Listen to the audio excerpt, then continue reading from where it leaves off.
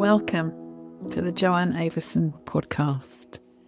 Thanks so much for joining me today as I'm going to dive deep into the fascia as a matrix rather than as a system. An idea that came up from the questions that you've asked me about previous episodes that I wanted to expand on so that we can really see how fascia can change how we see ourselves forever. You know, when we think about our bodies, we often focus on muscles, bones, organs, even different systems, such as the nervous system or the lymphatic system. But there's another crucial component that plays such a vital role in our overall health that it actually integrates all of the other systems. And everything we learn about all of them comes down to this key component of the fascia, because in a way, fascia forms all the systems. So a lot of you, especially those of you that haven't listened to my podcast before, might think of fascia or even look it up on ChatGPT or Google or whatever you look things up on, which will often describe it as a kind of web-like tissue that surrounds and supports every cell, every organ, and every muscle in our body, as if it is a connecting tissue that holds everything together. And it suggests that it allows us to move and function properly, all of which is true. It's often described as that, but this actually restricts our understanding of it and our deeper appreciation of its fluidic nature. And what I want to point to here is something that I haven't got a technical term for. Well, I have, but it means everywhereness. The fascia is everywhere. And the word for everywhereness in science is ubiquity. Basically means it's everywhere. And what that says is something more than simply a system. And there are occasions where we now know through body work, through movement, through manual therapies, that chronic pain and stiffness and limited mobility all have references in the fascia. And these are just a few of the common issues that can arise when it becomes restricted. Now, it can be restricted as a muscle, for example, that's got some sort of scarring, or it can be restricted because there's places where tissue doesn't flow over other tissue. But it can also be damaged, which can cause issues, what we call distal from the problem. So the site of damage can sometimes cause structural issues far away from where the pain has actually been caused. And it's quite tricky to isolate the fascia to one thing, because sometimes pain and functional distortion can arise when the tissue becomes dehydrated, or it can't, for some reason, glide easily on its neighbouring tissues, and that can cause inflammation. Because it's more like it provides an appropriate interface for who we are, being us, being ourselves in motion.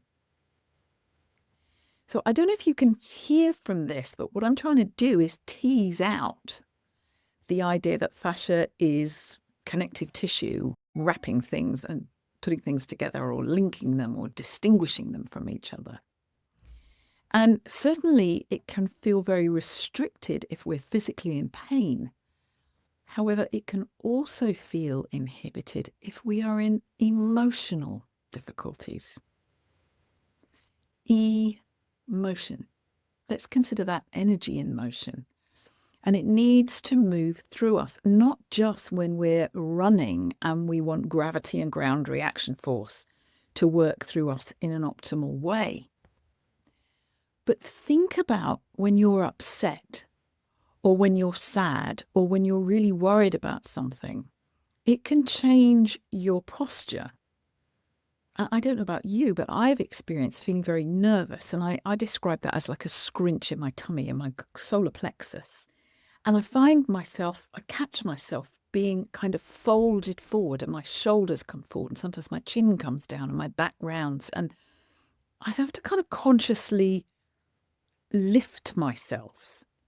So there's this sort of sense that it's not just what we might think it is, it's much more than that. And what I wanted to do today was kind of question beyond perhaps what we usually think of body tissues as. So let's take a little sideways step and think of water. Think of how water takes the shape of a container, be it a sea, a lake, a river, a waterfall, a bucket, a glass that you wish to drink from.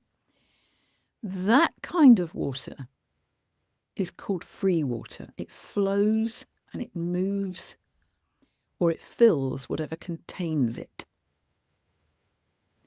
The water in our bodies also moves and fills what contains it and what it contains. However, it's not all free flowing. So the water in our bodies, we're somewhere around about 70% water, depending on age and fitness and so on. But it's called bound water.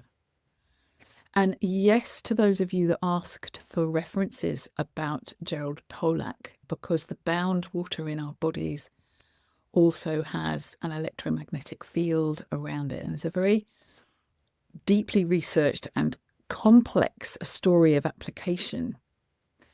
But basically, without going too scientific here, I just want us to think about this fluidic behavior of the tissue and why it's so important as this interface of the spirit. Because fascia, it is the bound water of the body, it binds and is bound by collagen and other proteins and mineral salts and various things that we need to survive in the in-between of the matrix. So we could also describe it as the filtration system through which the fluid matrix moves and through which nutrients are distributed, and the size of the molecules of the nutrients matters the size of the matrix in particular areas of the body. It is so complex, we almost can't imagine how much more it seems to be than just a connecting tissue.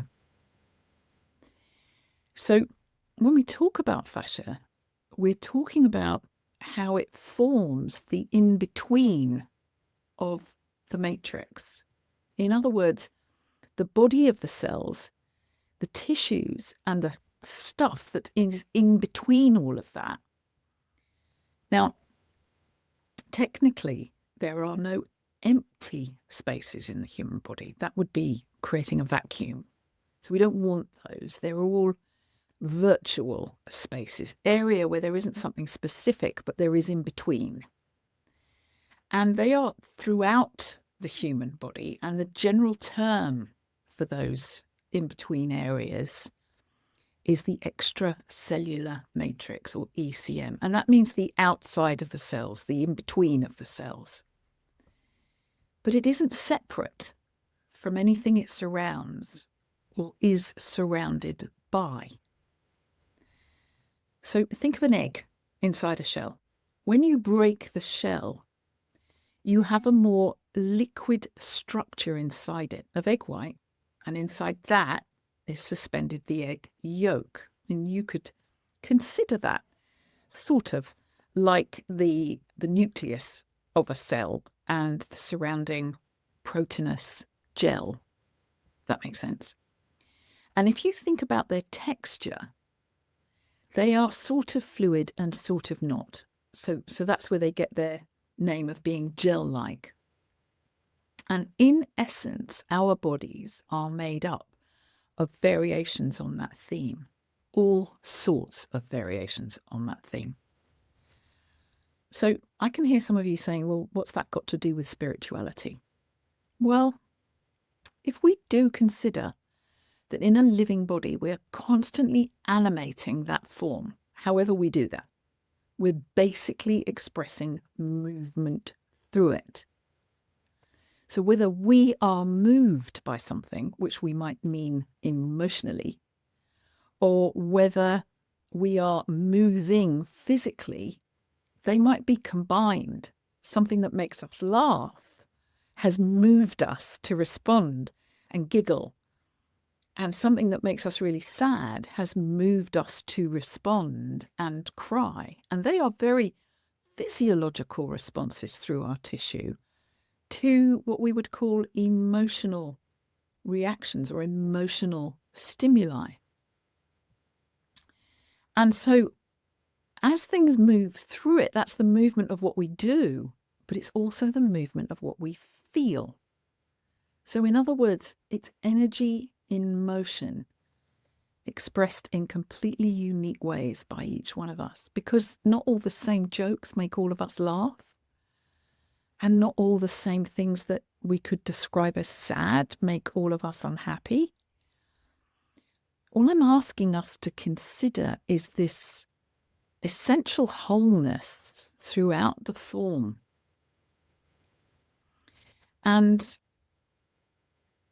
what I'm trying to do is weave together the barriers, the boundaries that we sometimes have about emotional issues or mental thinking or spiritual awareness, which might just be more and more subtle variations along a theme of this matrix of the fascia in which we form, or that we could say forms us, or that we form ourselves as.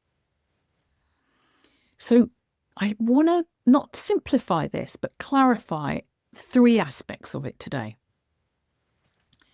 The first one is the nature of a liquid crystal, because your body is basically made up of a liquid crystal matrix. I'm going to explain what that is. Secondly, let's consider the idea that fascia is more than a system of the body.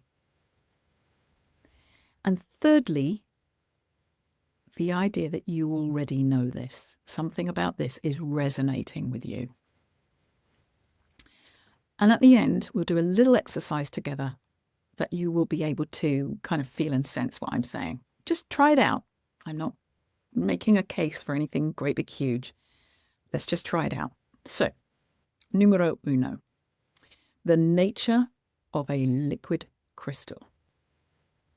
It is something you are all very, very familiar with. In fact, it's closely related to whatever device you are using right now to listen to this podcast or episode on YouTube, depending on where you're watching it. So, first question, 2 things. 1, your mobile phone or your tablet or your computer screen is essentially a liquid crystal matrix with what's called a haptic interface. So that means the feedback in response to touch or sound or even light gives you a response. The haptic part refers to the feedback, whether it's a beep or a bleep or a change in the image, whatever it is. So when you swipe or tap or use 1, 2, or 3 fingers on your mobile phone screen or your tablet screen or your computer screen, you get a different response. Now, if you check out the phone settings in your phone, just go under General Settings, you will see a section in there called Sounds and Haptics. So your gel-like liquid crystal fascia matrix already does that. The interfaces of cells, organs, and systems throughout your body. It's always done that since time immemorial. It's just that we, as humans being, didn't have a reference by which to recognize a liquid crystal matrix because it wasn't the language that we used. I know. Go figure. And yes, there's research on this. A man called Martin Grunwald has written the most fabulous paper and book on haptic perception. It's an aspect of our sixth sense, our proprioceptive awareness. And that means, scientifically, that we have more than five senses. So it's classical to consider the human body based on five senses, and we are moving into a contemporary view that this liquid crystal matrix, the interface of every single cell in our body, is talking, communicating in haptics. I know, I find it mind-blowing. Now, the other aspect of a liquid crystal matrix that might make you smile and might delight you, well, I hope it does, it's organic but not living, and that is chocolate. Chocolate is a liquid crystal matrix. And that means if it's treated in certain ways, it can respond by taking different shapes, different textures, different thicknesses, depending on a number of factors that we call emergent properties. So I'm just going to dive deep on chocolate for a few moments. Bear with me, because I used to be a chocolatier, and there's something so magical about chocolate that that's just is me. So when it comes to chocolate, some of those factors are what we call temper. You have to temper chocolate for it to set. That means heat it and cool it and heat it. And it's all got to be very specific temperatures for the very specific type of chocolate. So we have temper. We also have type. We have temporality, meaning the timing of how it's moved, heated and cooled. And of course, its temperature. Now, believe me, the body is similar. Think about this. We can get into a temper which we correlate with a heated argument. And it can lead directly to inflamed tissue. Think about it. Someone gets really angry, their blood rises, their face goes red, it heats up. So we already have this in our language. When we talk about temper, when we're referring to chocolate as a liquid crystal matrix, we talk about its temperature and how the process of how it's been heated and cooled. Well, some of that is part of our matrix, how we've been heated and cooled.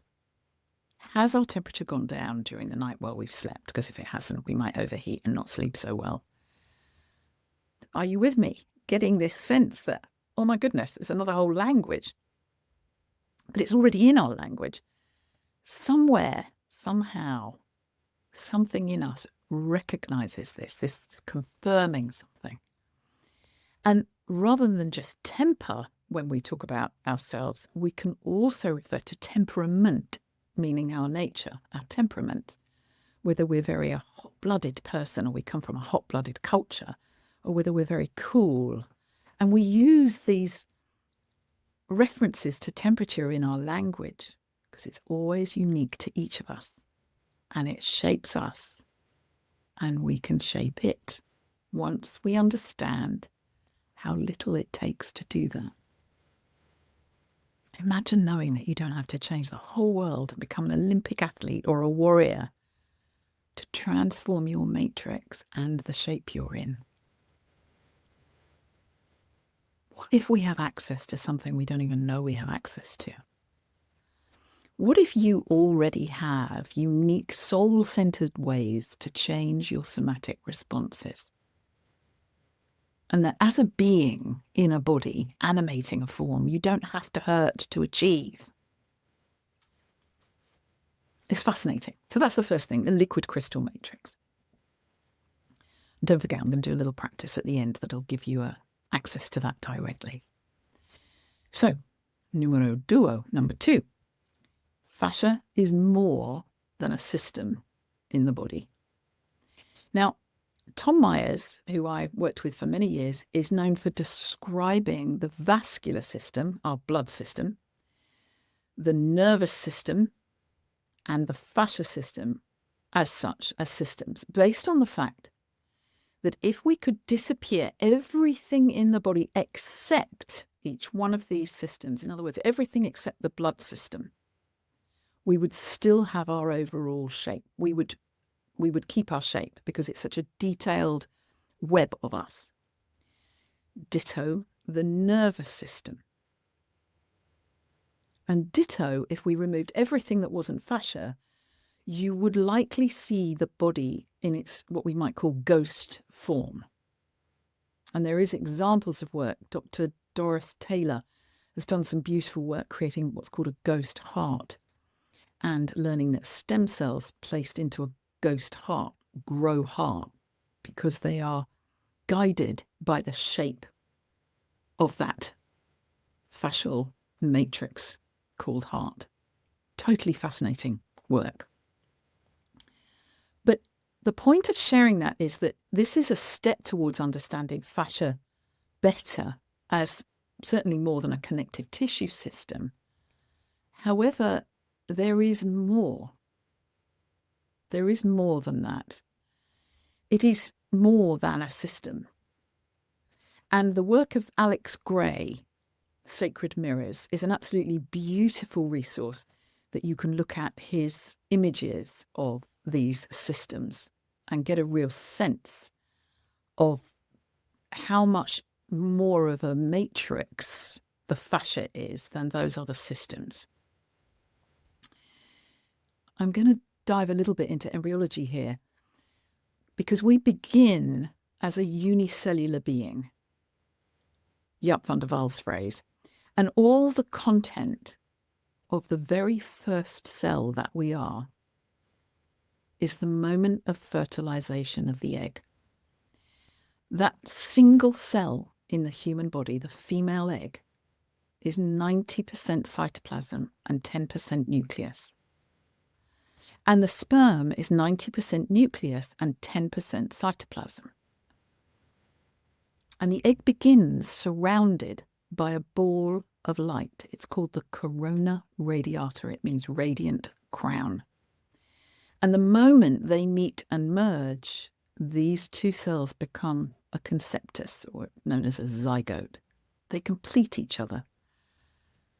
The 10% cytoplasm adds to form 100%, and the 10% nucleus adds to the other to form 100%. They complete each other. And the crown of light immediately transforms into something called the zona pellucida, which means transparent membrane.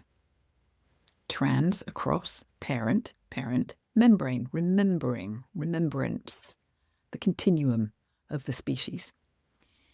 And it's a connective tissue unifying them both with the liquid crystal matrix inside it. That moment, that spark of life, is the initiation of you. Your beingness animates it into form. Immediately, it multiplies into 2, then 4, then 8, then 16, and so on.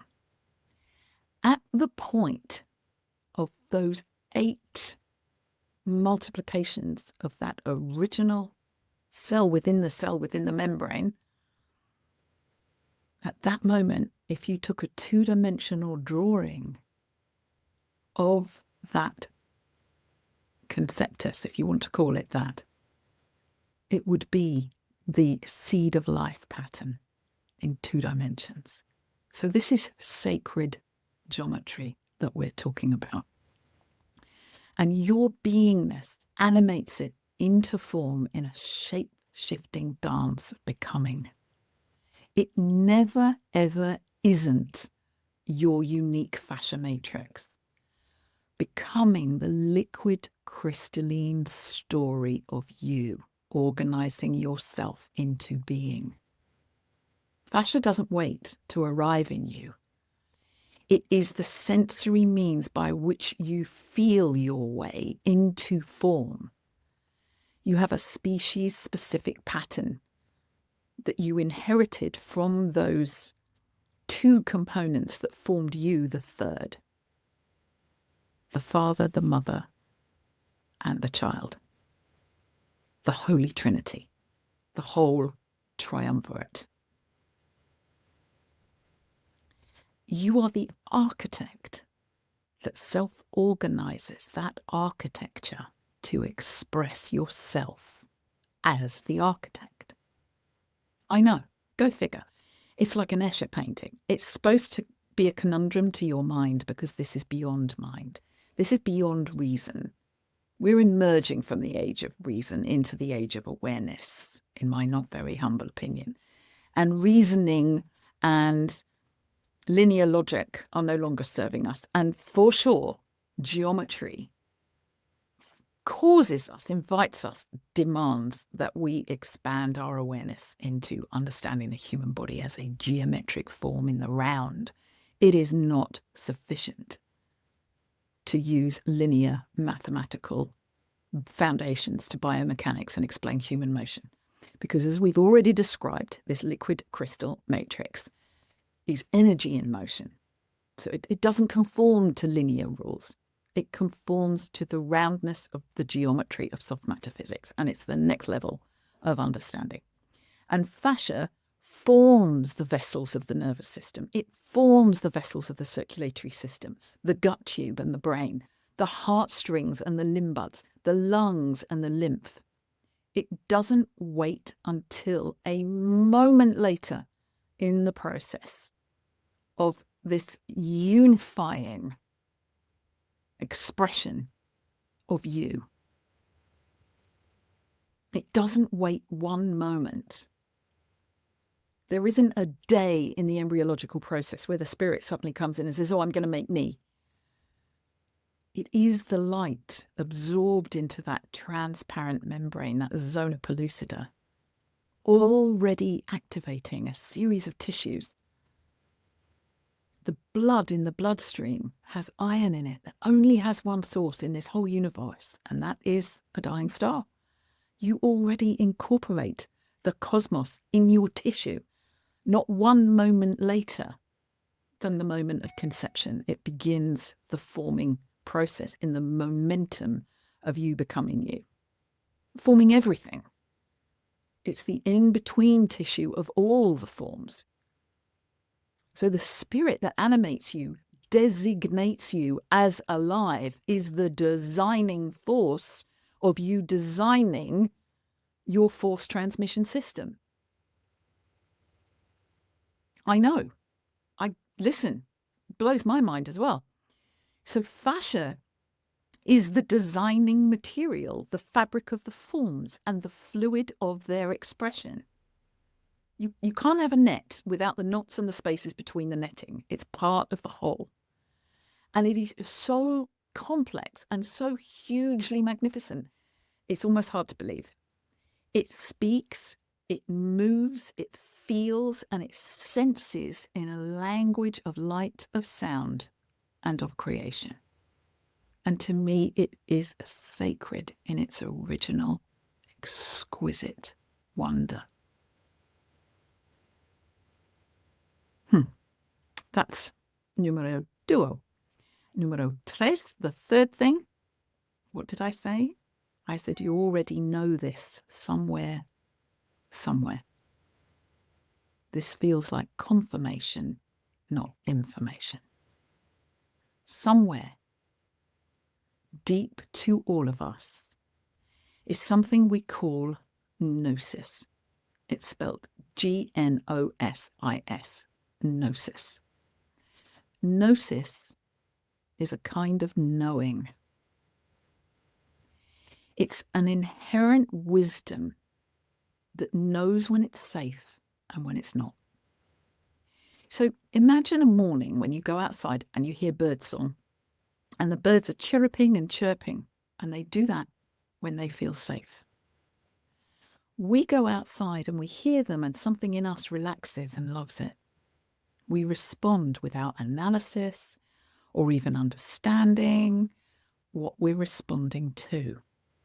We just experience a lift. Do you know what I mean? It's like our energy just goes up. We're uplifted. That simple joy, it affects the heart, our being, our presence. And I sometimes wonder if we realize our power to create a sense of safety for ourselves. I do. I ask myself if our journey through Earth School is actually about nurturing our own inner ability to feel safe and relax. I don't know. But if not knowing is ignorance and true knowing is Gnosis, with a G, then I've made up another word for the in-between where we all live while we do this journey of finding out.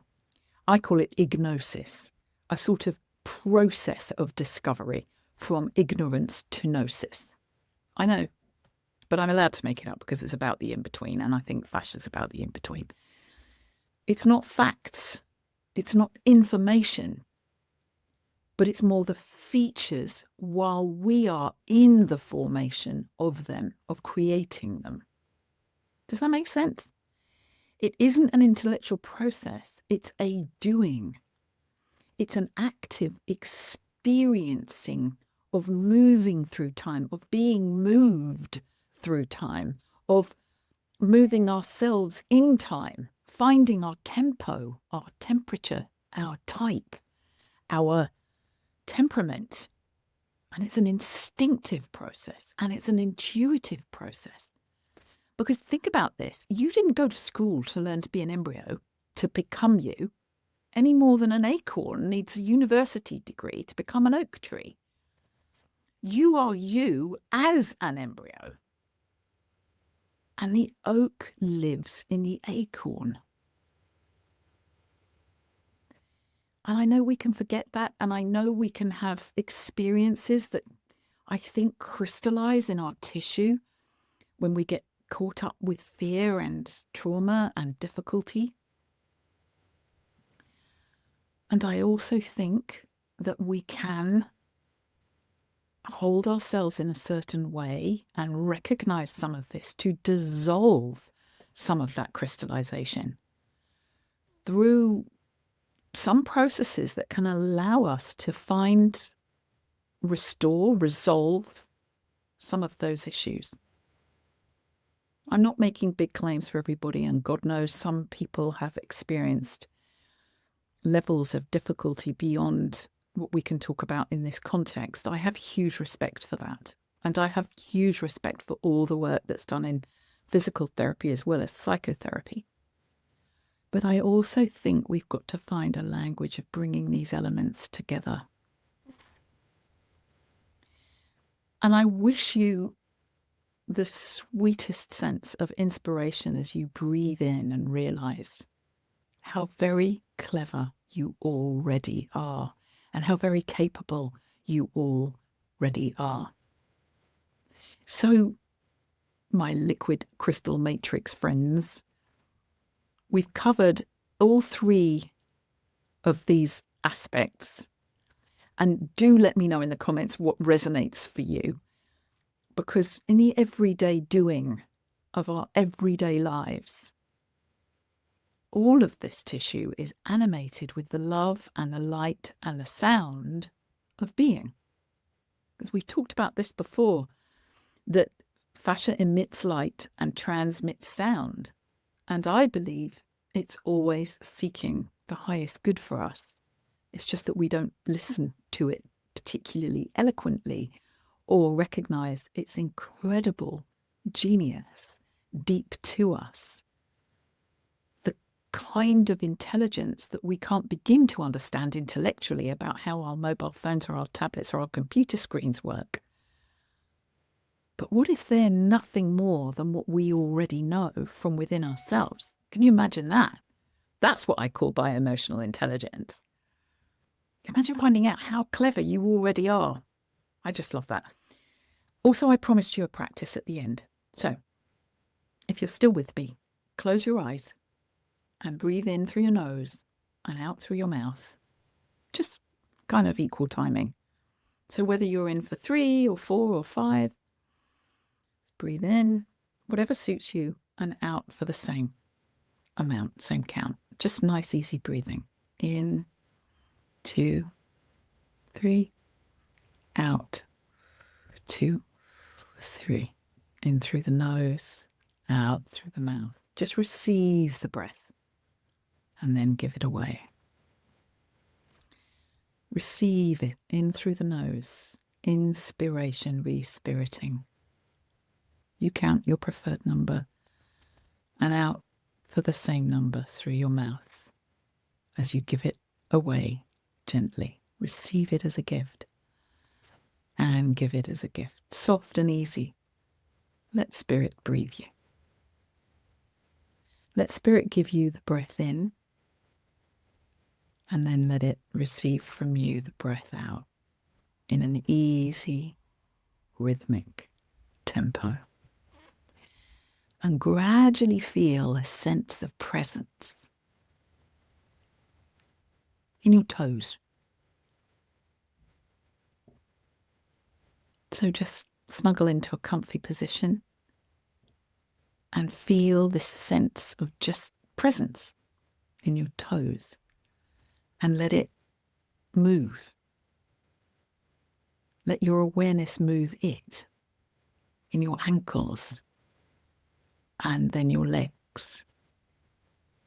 And just notice them kind of filling with a sense of awareness, whatever that is for you. You might feel a popping or a flowing or a spreading or a temperature change.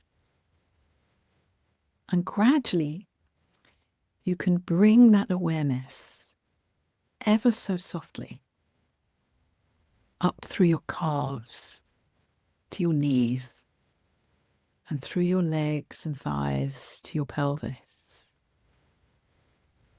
And feel it as you breathe in through the nose and out through the mouth, really gently. Feel it come into your creative center. Breathing gently because you can. Receiving the breath. Up through your tummy, and your awareness moves into your back and your spine, all the way up your spine to your heart. And become aware, really softly, subtly aware of your heart beating gently, your life force. Spirit responding to you in your awareness. As you receive the breath and give it away, in through the nose, out through the mouth, just equally. And as you become aware of the heart, and around the heart, what we call the spiritual heart, which kind of takes up the whole body. It warms the breath. And as that feeling gently expands through your chest and shoulders, it kind of cascades down your arms and into your hands and fingers and fingertips. And up through your neck and into your face and head. And even into your ears. And it's as if there's an inner listening. Merges with that heartbeat. And feel it radiate gently from you. As if softening and easing the skin surrounding you. And beyond your skin into the air around you. Gently breathing in and breathing out, receiving the breath and giving the breath away. Imagine you're surrounded by light and the loving sound of your soul, nurturing you anyway, all the time, closer to you than your breath, always there. It's just you're becoming aware. And let the thoughts float. The feelings and the impulses pop in and out with no sense of attachment to them. Just let yourself be you being aware. And imagine that that awareness is the soul, just wrapping you, your beautiful body, in infinite loving, pure, preordained, and sacred. In its shape, whatever that is, in its texture, whatever that is, as a matrix of wisdom. The essence of where you began when you came in. And into that presence without becoming attached to any ideas or thoughts or feelings. Let anything troubling you dissolve in that awareness. And know that the light from the highest source is surrounding you, loving you, and bringing you present. That presence is you being you. It is a kind of peace that's already there, however and whomever you are, brilliantly being you in your journey of Gnosis, whatever that is, and wherever it leads you as a liquid crystal matrix, already brilliant at being you, at shining as you. Berush Beshan. And that means the blessings already are.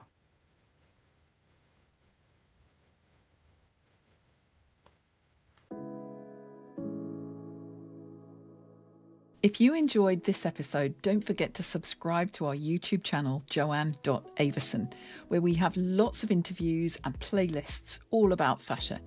You can research the books Yoga, Fascia, Anatomy and Movement, now in its second edition, and Myofascial Magic in Action, where my colleague and co-founder Paul Thornley and I go deep on putting this magical fabric of the human form into action in ways that really serve everyone's tissue to restore the remarkable human blueprint and put a spring back into our step.